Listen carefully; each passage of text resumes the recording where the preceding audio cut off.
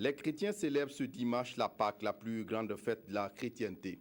Elle commémore la résurrection du Christ. Pour les chrétiens, Pâques est considérée comme le commencement d'une histoire nouvelle et la pierre d'angle de leur foi. La nuit dernière, les églises de la ville de Ouagadougou n'ont pas désempli. Prières et invocations ont été les actes les mieux partagés. Nathalie Sawadgo. Les fidèles chrétiens de toutes les paroisses du Burkina Faso, à l'instar des fidèles du monde entier, ont fêté la résurrection du Christ. À la cathédrale, c'est autour du cardinal Philippe Ouédraogo que les fidèles ont chanté et loué la victoire du Christ sur la mort.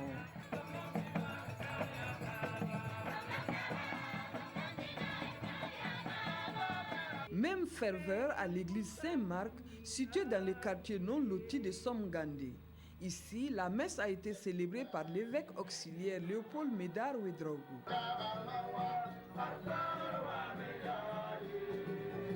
C'est comme le pape l'a dit, les évêques et les prêtres doivent chercher le plus petit des points pour toucher les gens, les cœurs des gens. Depuis qu'il est évêque auxiliaire, c'est sa première fois qu'il vient ici pour la messe. Et c'est une bonne chose pour nous. Bon, on souhaite la paix au Burkina Faso, que la paix règne au Burkina Faso pour que tout le monde puisse prendre part à cette fête pascale.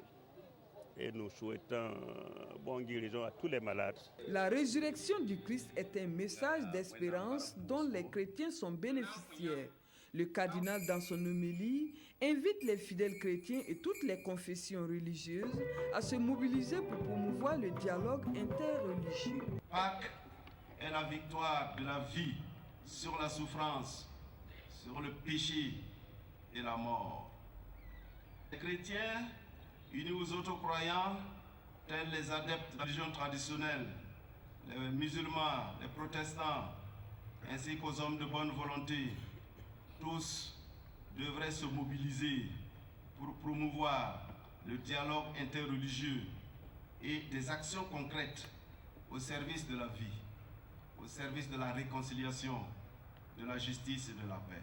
La fête de Pâques donne tout son sens à la foi. C'est pas facile ce que le Christ a vécu. La résurrection, surtout, nous remet vraiment dans la vraie situation des choses. C'est vrai que les chrétiens sont persécutés aujourd'hui, mais si nous pensons au Christ, c'est la même chose. Je n'ai pas dit qu'on accepte d'être persécuté, ce n'est pas facile, mais quand même, en tant que chrétien, telle que soit l'issue, on doit toujours témoigner de sa foi, parce que Christ l'a fait jusqu'au bout, jusqu'à la croix, et après la croix, il est ressuscité, et c'est pour nous.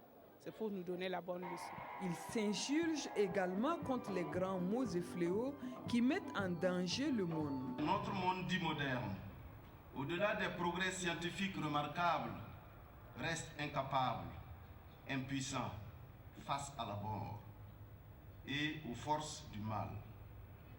Un certain lobby mondial exerce sur les plus petits et les plus pauvres de notre planète une certaine culture de la mort et une véritable dictature de la pensée unique qui voudrait imposer à tous des non-valeurs préjudiciables pour l'avenir de l'humanité.